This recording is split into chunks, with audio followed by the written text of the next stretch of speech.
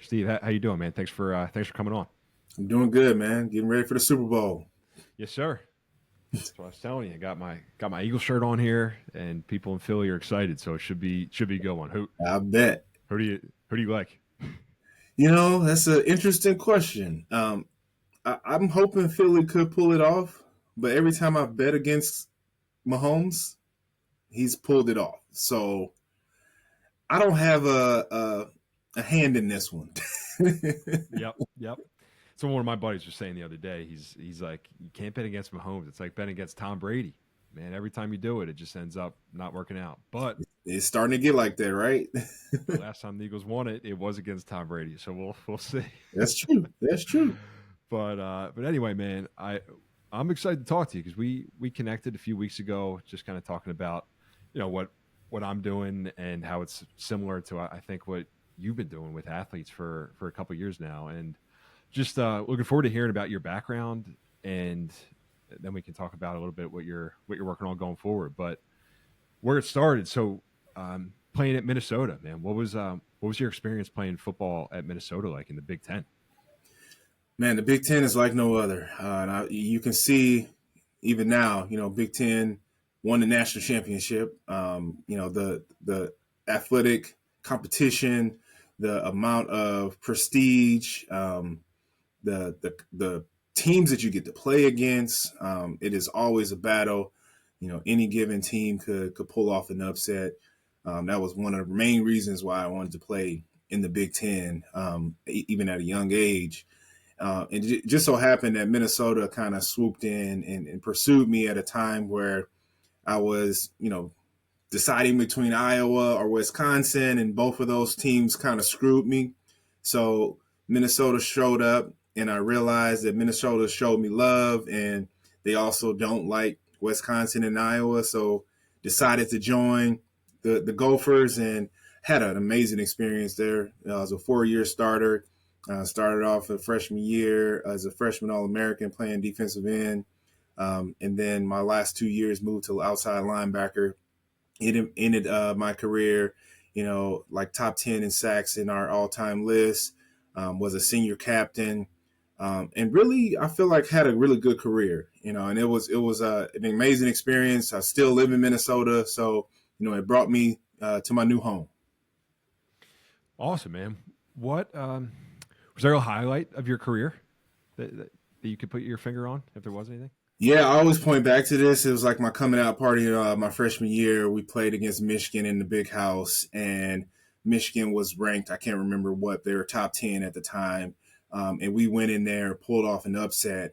And for me, I was getting motivated by an alum player that was there kind of telling me what to do. And I ended up getting 2 sacks that game against Chad Henne. And, it was just an opportunity after that. Coach Lloyd Carr kind of talked to our coach, Glenn Mason, was like, who's that Steve Davis guy that you got?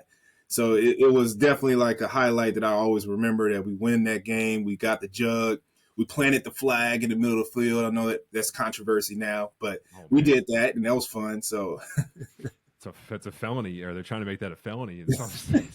These days, right. depending on where you're doing it. That's awesome, man. What I'd love to hear your perspective on, like, what did it feel like running out of the tunnel pregame? Like, you're especially in a, well, actually it doesn't matter, away or home, but what did that feel like? Man, that's a great question. I remember my first game. And my first game, I didn't know I was going to be a starter. It's my freshman year. A couple of upperclassmen got hurt. I was in with the ones during tour days. And then it was literally like a couple of days before our first game where the coach told me, like, hey, I'm going to start you. So then I'm trying to get my mind prepared because we're playing on a Saturday night on ESPN in Tulsa. And all I can remember is I'm walking out, obviously nerve wracking, just kind of getting the butterflies, the jitters, just like I'm about to play in front of thousands of people on national TV. Never really experienced that. Like in high school, we had our small crowd. Like in St. Louis, we don't get a lot of nationally televised games. So I'm not used to that atmosphere. But going out there and just feeling the environment and seeing all the lights, seeing the crowd, Like that was something that it just kind of blew my mind. Like, oh my God, I'm actually like playing big time football in an arena where people are watching not only here but also on TV. And it just kept getting better and better after that. Like, playing in the Big Ten, you playing in some really prestige stadiums, playing at Wisconsin, where they're doing the jump around and you feel the environment. Like it's crazy there. Playing at Iowa, those fans are very disrespectful. But it is a crazy atmosphere. And I tell people all the time the craziest atmosphere that I've ever played in was at Happy Valley in Penn State. They had a whiteout game against us, and literally, I could not hear the play calls, from our coaches on the sideline. And then my guy next to me was trying to relay the play, still could not hear. It was so loud, and we got our butts whooped that game. But a lot of it was contributed to the crowd. It was like, this is the craziest atmosphere I've ever played in my life. So that crowd, that away atmosphere really impacts, as you are, in your opinion, yeah, going into that place. No doubt. It has a huge impact on how the game goes, huh? No doubt, no doubt. It takes you out of the game sometimes. Like if you can't hear and everything's so loud and you're trying to fight against that, but then that crowd is giving that team energy. It's like the momentum swings are real. And when the crowd is into it, it gives the team life. You know what I mean? So Definitely, definitely, man. Yeah. So thinking back on your football career, like what are you most proud of? I guess about that time period. that's a great question. For me, I would say my most proudest moment was when my senior year. I was the only captain that was unanimously selected by all of my teammates, and that to me was more of a testament to you know how everybody else felt about me and my leadership style to help take our team to the next level. Um, it was funny because a year prior we had got a new coach and we went 1-11. It was like the worst year of my life. It felt like at that time because I've never had a losing season, and that was the first time. So I kind of took it upon myself to make sure that we didn't do that again, and brought a lot of our team together over the summer and just kind of worked hard and worked at it. And I was surprised. I wasn't trying to be a captain. I was just trying to help us, move to the next stage. But to me, like that is the most proudest moment that I've had in my playing days, was that all my teammates, all my peers, they valued me and respected me enough to elect me as the person to help lead the team. And that's beyond the accolades and the stats. Like getting that respect from everybody is something that I've always cherished. It's cool, man, because that's so much more important than any stat or anything, right? Or any sack you ever had, any home run you ever hit, like that type of thing. Because that lasts forever, right?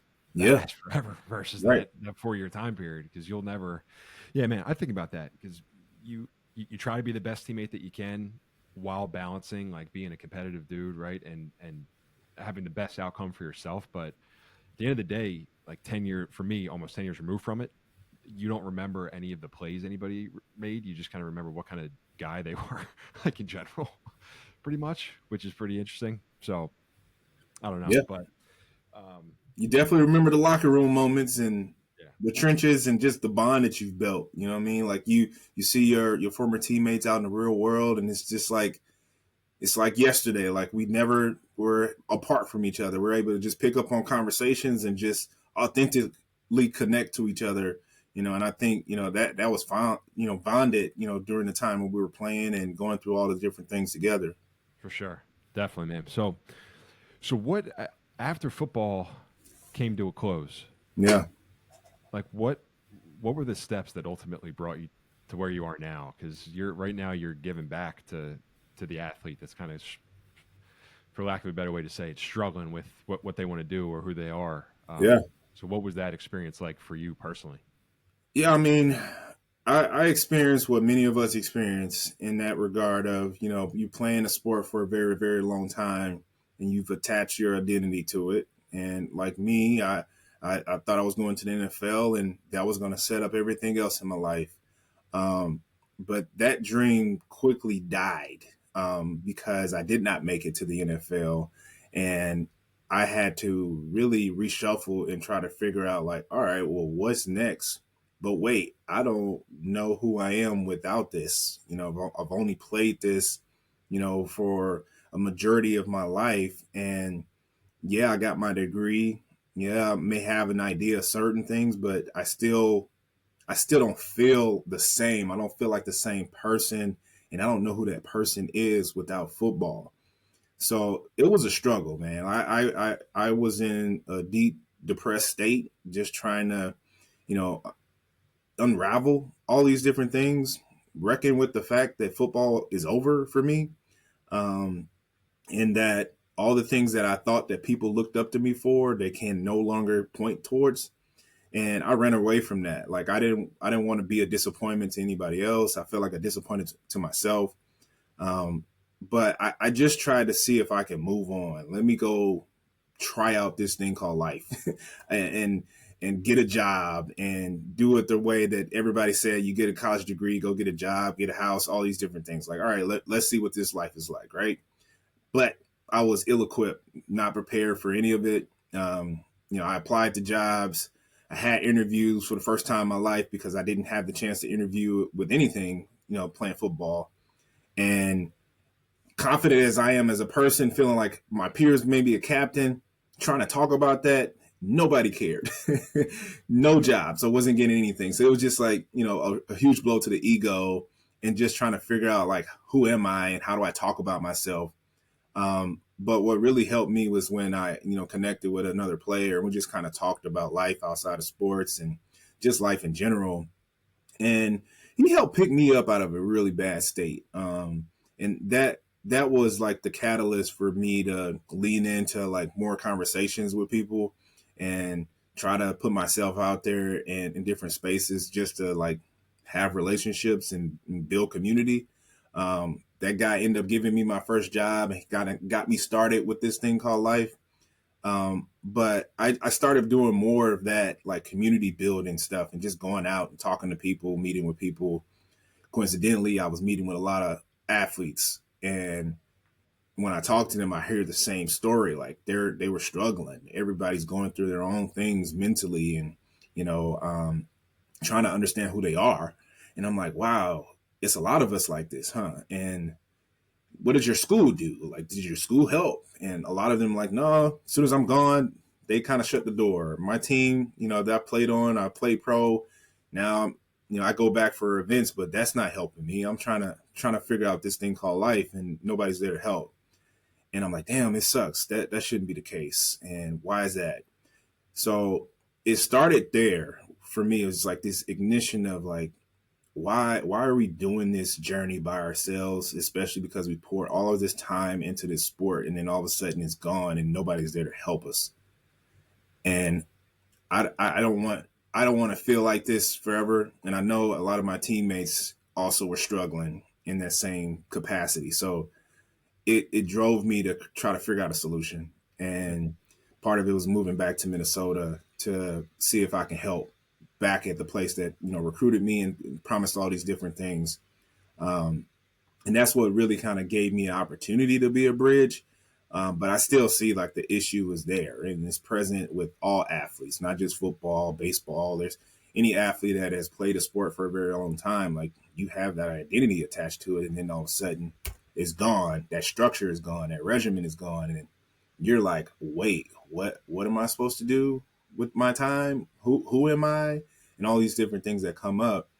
And I realized that we need support. So I wanted to, be that catalyst and help out. And that's what really spurred what I'm doing now. Yep. Yep.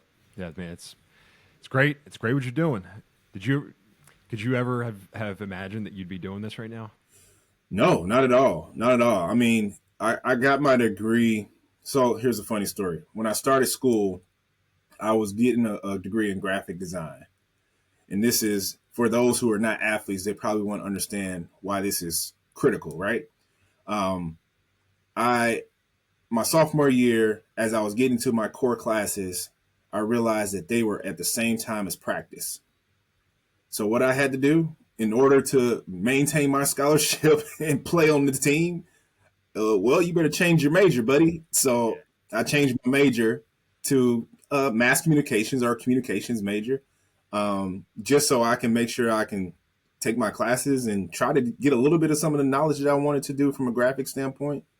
But just think about that. Like I had to change everything for football because that was a priority.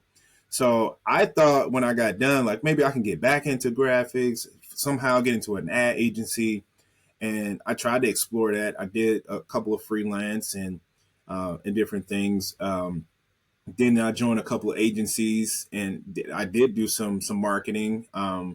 I did some account management, project management, but I didn't know what my true purpose was until I just continued to have conversations with people and realizing that this issue of athletes in their transition is still a void. um, I just wanted to pour more energy into it. And I didn't know what that looked like. But 2020 kind of opened up more doors for me, just thinking about like purpose and moving forward and having a lot of conversations with people who are trying to help the issue. And then it clicked on me like, oh, maybe I should be coaching and kind of helping people in that transition. But never really knew what it was. And, thinking from a coaching standpoint, you think a coach is telling you everything that you need to do. Well, from a life coach perspective, a life coach is an accountability partner. You already have all the tools and assets and everything that you need to move forward. As a life coach, I'm here to kind of hold up a mirror and make sure that you understand the things that are in front of you, and can reflect back on those things to help you move forward and be empowered to do all the things that you need to do versus you holding me accountable to your life. So it kind of helped me shift my perspective on like how to approach this work and be more effective versus having all the keys to everybody's life. So that's something that just kind of fell upon this whole journey of just me trying to discover how to help people. Sure, definitely, man. That's it's awesome. So you've said a couple times that it comes down to connecting with other people, right? I mean, it's and isolating yourself doesn't do much good. Like I've gone through time. You think you can figure it out yourself, but it never really works out. So, like, what would you suggest to somebody that's going through like, and they don't feel like they can reach out to somebody or don't know where to go almost. Like, what are your thoughts around that? Yeah, In yeah. terms of I connecting mean, with people? that's deep because I feel like during that time we're isolating ourselves because we feel like we're probably going through something that a lot of people can't understand, right? But I guarantee you, any of your teammates, any of the athletes that you know in your life, they've gone through it. So start there. Start there with the people who are closest to you, who have already experienced the trenches of being an athlete, and just have a conversation. Be willing to be open, because more times than not, like your experience is something that somebody else has experienced, and they can give you a little bit of light to help you move forward. And the other part that I think is important is during that period when I was going through my transition, like yeah, I was very headstrong on just like drowning my sorrows in different things, and being isolated.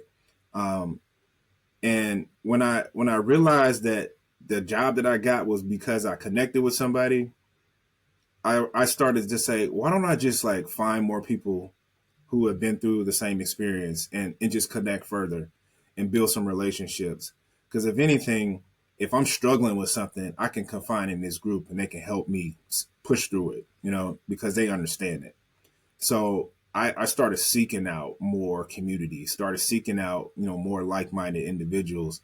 And it's funny because nowadays there are a lot of groups like community groups, networking groups, former athlete alumni association groups. Like there are things out there that you can just join to get a part of, just so you can be around that team atmosphere again, because it's important. We've been groomed in that as athletes, and then all of a sudden it's gone. So you still need that lifeblood. You still need that connection to a bigger team.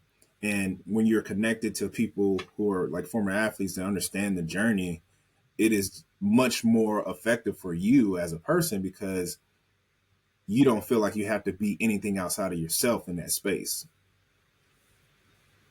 For sure. So yeah, it's funny. Like once I started just diving down this, and like I came across. Well, actually, I think it was thad that had connected us, but just like you, once you start opening doors, other doors open almost. I don't know if that's was the most articulate way to say that, but Yeah. like what you kind of start searching for, like appears pretty much. Like I ended up talking to Christian Ponder from the Post, and like um, just like different guys who were doing something similar, Yeah. right? And they all had that same experience. So exactly what you're saying, like you gotta get the ball rolling and take some action. So It does take action. Like you can sit in the sorrow for a while, and I think a lot of us get into that mode, and it is perfectly fine because, like, yeah, you do have to go through the grieving period. It's kind of like you lose a piece of yourself, right? Um, and at a certain point, then you also need to figure out what is the action step is going to get you to kind of move forward and get out of this funk, you know.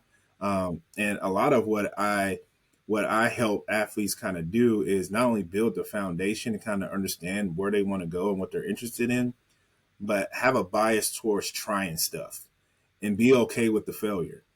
Like, we're resilient. We're athletes. You know, we know how to set a goal and keep charging forward. We lose games. We lose reps. You know, we don't win every match, and we're still able to keep going. You know, you make a mistake in the play, you got to keep your head in the game. And the same thing it applies to life, because life is hard and there's going to be lots of ups and downs. Um, but in order for you to move forward, you got to continue to try. You got to continue to push forward. You know, so it's definitely applicable. You know, when it comes to life and just you in that funk, you gotta take a step forward. And usually, it's easiest to take that step forward when you have that community that's pushing you and encouraging you to do so. it sure is, man. It really is. See, the bias towards trying stuff, I totally agree with you. What I think about sometimes though is like the difference between building a like sticking through something. Like that's what you hear Yeah, sometimes. Like knowing when to quit something, knowing when to stop something, versus all right, man, you're not going to just transfer from Minnesota because you had a tough year or whatever. Like yeah. actually pushing through. So, you have any thoughts around that? I don't know, like sticking through and almost watering the grass. What's the saying? The grass is green where you water it. Like making your situation better where you are before seeking out a different job opportunity or something along Yeah, those most lines. definitely. There is a concept in designing your life that is called that talks about don't quit, reinvent, and it is really focused around like looking at your current predicament, right? And if you already have the ultimate goal of knowing like who you want to become and like where that pathway kind of leads, you can take any situation that you're currently in and find like the oranges in it, right? You can find the shining lights and use that as continual motivations or continual like gratitude moments just to say like, okay, I'm getting this out of this moment at least, despite all the other things that I don't like. But it's also, I think, super important in these moments to understand a little bit more about all the data points that you can collect on yourself. So the resiliency comes when you understand where you're trying to go from the person you're trying to grow into. And then you can be in the situations and looking through, okay, I don't like my boss right now, but this job gives me the opportunity to gain experience in something that I'm going to do later. So if I can focus my attention on that, it will help me stay in this for the time period that I need to be in here to get the knowledge that I need versus I got to get out of here because this person right here is not allowing me to do what I want to do. The more you collect the information on the things that are driving you and the things that you're not attracted to, you can always make pivots and adjustments. And the thing is, I'm a prime example of this in a lot of my roles. Sometimes outside of just like going to a different place, I've gone and had the conversation when I realized like, okay, I like doing more of this in my job than I do this. Let me go talk to my supervisor and just say, hey, I would like to make an adjustment, if anything, that I can do a little bit more of this work that I have, a little bit more desire and passion in. And would you be willing to like, make an adjustment? And 9 times out of 10, they may be like, "Oh yeah, we can slide some things out and make an adjustment in your role." And sometimes, if you are valued enough, they would recreate and invent something for you. I've had numerous roles created for me just based upon like all the things that I'm doing. And I'm like, hey, here's where I see myself going in this career.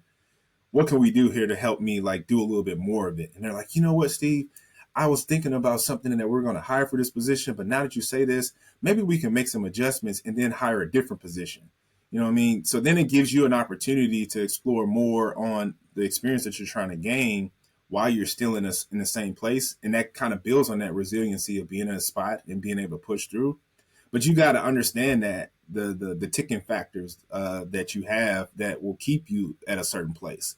I feel like these kids nowadays is very short-lived, very short and limited, and they're ready to go somewhere immediately, you know. And when it comes to life, you can't just bounce around jobs every year, because then eventually they're going to be like, okay, I don't know if we can hire you, because are you going to stay here? We need you to be here at least 2 years. And you're like, that's too much for me, you know. Mm-hmm. Yep. Yeah. Resiliency, man. Yeah, it's such a good point. Yeah. So then, what do you think about then the current landscape? Like, I wanted to ask you about that. The Yeah. NFL. I heard you were on a podcast recently, called the Yips Podcast. That was kind of an interesting name for a podcast. But they asked you a little bit about that too, NIL, and how that's going to shape. I mean, I don't even know where to really start with that. Like in terms of jobs, because it's almost you're going to get paid while you're in college, but then future, almost to your point, that's kind of more so the transfer portal and whatnot. How that's going to impact how people kids jumping around from thing to thing, but just like broadly speaking, how are you thinking about the NIL stuff right now? I mean, it's definitely a disruption that's coming, but that's part of life, man. And I think in college athletics, there's always these ebbs and flows of new things, and then there's an adjustment period. Now, this is more dramatic than it has been in the past, with major changes from paying the players to allowing them the opportunity to leave when they want to leave, because coaches have been able to do this for years, and coaches get paid, and these players, including myself, I wish I was getting paid, like, when I was playing. But the thing, I think there's two things to it. For one, I think for the players, it is definitely a benefit, getting an opportunity to make money off of your play and your name and your image. That is well worth it. We should be getting that. We're damn near employees when we are at a college institution, because like I mentioned, I had to change my major to play football. So I'm not a student athlete. I'm an athlete student, Yeah. Yep. So, that being said, like, I feel like the athlete has to be a lot more knowledgeable and aware of their brand. And I think that is super helpful for them in life to build a brand, especially if they are, going out to the real world. And I don't like to categorize myself as just like an employee of an organization. I feel like I am an impact player. Like, I come in with my own thoughts and my own authenticity and my own brand that helps shift the culture and, impact the culture of the organization and bring people, because they are resonating with me, and giving the athletes the opportunity now where they're, getting NIL deals, but more specifically, they're learning how to build their own brand and, be entrepreneurial at a very young age, because they're making money and they have to make money based upon how they present themselves and what they represent. So I think that's going to be helpful for them, especially as they get in real life, to, be able to navigate how to continue that into their career, into whatever organization they may create. But then on the onset, it's like, okay, it's a little unregulated, and you start, tapping into money and these opportunities at an early age in high school, which is where it is penetrating. You'll have a lot of players who, definitely, and granted, they should be feeling like this, like, hey, I'm on top of the world. Like, I'm making this amount of money, this year, and this school is going to pay me this, so I'm gonna go to that school, right? Take advantage of all of that. I agree. If I was in their situation, I would be doing the same thing. But on the onset, I feel like it is right for them being taken advantage of, and is right for them to not understand how to use this and leverage this towards future success and future opportunities when they're done playing, because they could be injured at any point in time. They got all this money, and they don't really know what to do with that money, or now they got to go find a job and they're not making the same amount of money that they made with this NIL deal.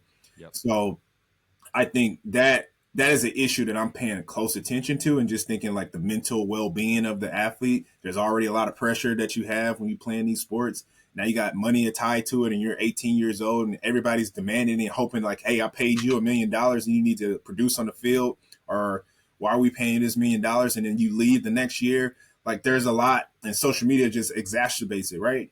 And then you add on the coaching staff and the administrative side, like if they're going to be forced to pay these athletes, out of their budget in the coming year, that's what it's looking like. Then they're going to be forced to make decisions on who stays and who goes from their administrative side, and what's the focus, because it's really going to be on the ROI. Like they have to gain revenue in order to pay the players. And they have to win on the field to get the revenue to do all these different things. So anything outside of that is going to be obsolete, in my opinion, in the future. So it's a very scary picture, which is why like having these conversations with these athletes and putting the right people who can build a trust circle with them, I think is very important to help them navigate the changing landscape, but also set them up for success in the future, because they can be taken advantage of really, really badly in this space. Totally, man. That's well articulated right there. But as you were saying that, I mean, that made me think like, yeah, as a 16, 17, 18-year-old athlete, you really are forced to grow up much quicker, especially if you're going to have people talking, I mean, money. I didn't know anything outside of like a landscaping job, or like, some job like that where you get a couple bucks. You're like, all right, this is great. But especially being in that spotlight, I mean, 10, 20 years ago, you could get away with something off the field. Yeah. Now, forget that. That probably just started becoming a thing when I don't know if that was the same. I don't know how many years younger I am than you, but like where we started having those workshops where they're like, hey, social media, that stuff's going to be there for forever, right? But now it's like you could lose out. Forget about your NIL deal, would probably impact the rest of your career. Like if you do something your life after sports too. So yeah, man. Social media space is wild right now. Yeah, it's crazy. But at the same time, brand, I mean, you hear the word brand and you think social media. At least that's where my head goes to. What do you think about that? Like just building that brand. Is it important to build a brand for an athlete? Most definitely. Social media, yeah. I think it's beyond social media. I mean, social media is a mechanism to enhance the brand, but the brand is really like, it's like a mission statement. It's like the value of who you are and what you bring. And people, especially organizations that are trying to like spend their money, they want to associate with the brand that is closely aligned to their mission and their values, right? So if you're able to build a brand about who you are and what you represent, and you learn how to do that at an early age, you know how to be authentic with that, people are going to resonate with you more because of like the things that you stand for and what you bring to the table, and that's something that you can apply and showcase in a lot of different modems, whether it be, social media, video, emails, or just having conversations and associating yourself with certain events. Like I think it's important. I love branding. Like I went to school for graphic design, and I built brands, and I understand the intricacies of like what brands are trying to do to gain attention from other folks. But also the biggest brands, in my opinion, are the ones who have values and stand for something. And people resonate because they stand for something that they believe in. So giving athletes an opportunity to authentically build something that is true to them and have a brand behind it, I think is great. I started my brand Strive Higher every day before I even started my organization Strive Higher at the Sports. And Strive Higher every day for me was like, I want to get better. I want to learn. I want to grow. I want to impact. I want to do something that helps grow every day, and that's just how I want to show up. And that to me is my why. That to me is the thing that I do differently than others. And people know me now and say Strive Higher all the time because that's just the brand that I've associated myself with. That's great. And there's like a positive. Yeah, you hear that, it's almost immediately a positive connotation to that, right? Yep. They probably associate your name with Steve's a positive dude, man. He's trying to he's trying to get better every day. So Yep. that's cool. Well, listen, man, I wanted to give you a chance too, just to talk about a little bit what we were discussing before we started recording this with Strive Higher After Sports, and kind of where maybe just like your process with that, but then Yeah. where that's evolving and where you're taking it. Yeah. I mean, so I've been doing it for about a year or so now, and I am continuing to work with individuals in their transition process. But I think over this year, I'll be doing some speaking engagements and working with groups of athletes and doing some life design. For me, I think it's imperative, as we talked about earlier about the NIL space. I think it's imperative to hit home on the message early for athletes, because the identity and attachment to that identity starts when you're a youth. I've actually I'm working with a couple of groups here in Minnesota to talk to high school, middle school athletes and give them a chance to start early in the process of designing different aspects and avenues of things they want to explore.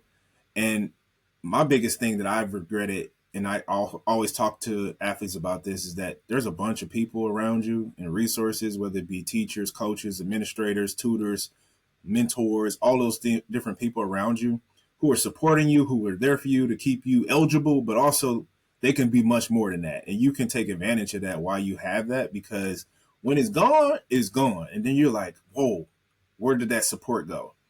So for these high school athletes and these middle school athletes, giving them a chance to like, design some elements, but also like, how can I explore this and who can I take advantage of? Not to a certain extent of taking advantage of the person, but the opportunity to learn more about myself in this particular category. So giving athletes a chance to do that and explore. Once again, bias towards action. So I'm doing some of that. And then, in my partnership with Athlete Soul, a nonprofit that works with athletes in their transition to life, um, they have a speaking series, an interview series called Transition Talks. And in Transition Talks, we basically shed light on the the ups and downs of transitioning out of sports, from collegiate level to pro level to Olympic level. Everybody is experiencing it, and everybody has a story to share. I'm a huge believer in storytelling, and everybody has impact from learning from stories. You can find something to resonate through that. So being able to work with athletes so to kind of help shed a light on this space and just transition in general, and just talk about like, how did you get through it, and share some nuggets for folks who are going through it now, maybe going through it in the future. But just knowing, like, once again, as you talked about earlier, like being in that space, like how do you step outside of yourself and find other people, and you hear these stories of people going through what you're going through, it give you a little bit more aptitude to like want to connect with other athletes, because then you understand like, oh, they actually are understanding what I'm going through. So that is truly what the idea is here, with continuing to shed light in the space with these transition talks and interviews. So we'll have one a month, with different athletes from around the world and different categories. So excited to continue to serve in that space. Awesome, man. Digging into some interviews and doing yeah, getting on that side of the mic. That'll be awesome. Yeah, and be like, Um, I don't know if you want to be like me, but um, but it's cool, man, because and it's also one thing I just had jotted down. Like it's for current athletes, right, and then those that are in the process of retiring, and then those who have already retired, yep, who like that's what I think about for me. I'm like, I just started kind of having some of these conversations 2 years ago. That's 6 years after this started, or I'm sorry, after I after you've got actually done went to playing. college. Yeah, Yeah, after I got done playing. So yeah, so there's kind of different phases of it, man, and it goes in waves, and it comes at different times. So yeah, no doubt. And I think a lot of us too, like it takes us a while. Like that period of trying to find yourself, it doesn't happen overnight. It's a process. For some of us, it takes a couple years, just kind of trial and error. But my biggest thing with that is I don't want folks to feel like they got to go through that by themselves. There's plenty of communities, there's plenty of space, plenty of athletes that are willing to help and support. And while I'm just one person that can help from a transition standpoint, I'm also like trying to just be a resource and be connected so that we all can flourish. And if you need to have a community of people you just want to have a beer with, we can make that happen. So you don't have to go through the journey alone. Love that. That's great. Someone to share a beer with. Everybody needs that. Yeah, yeah. So I want to just ask you one more question, Steve. So thanks for the time, man. This is awesome. A lot of the times it can be over. We talked about this a little bit. Like it can be overwhelming, maybe on where to start, or like you want to improve. It's with anybody. Like you have a New Year's resolution. You have 10 New Year's resolutions, and what happens is you end up doing none of them because it's too much. So like if there's one thing that somebody could take, a step that they could take to get in the right direction, what comes to mind for you? Progress over perfection. I think we're groomed in an atmosphere where we set high goals, right? And we're trying to win that championship and meet that destination. But life is a process. So to me, for folks who don't journal, I always recommend it because you can learn so many valuable things about yourself throughout your days. And being able to, which is my brand, my association to life is strive higher every day. Being able to take a small step and celebrate that small step is what's going to keep you going so that eventually you reach that milestone. You may surpass that milestone if you focus on the small things that you can do versus thinking about the bigger thing like 10 years from now, I want to be this and I'm not there yet. I'm not there yet. I'm not there yet. Don't focus on that. You got to focus on what can I control today to help me get closer. And am I satisfied with what I've done today?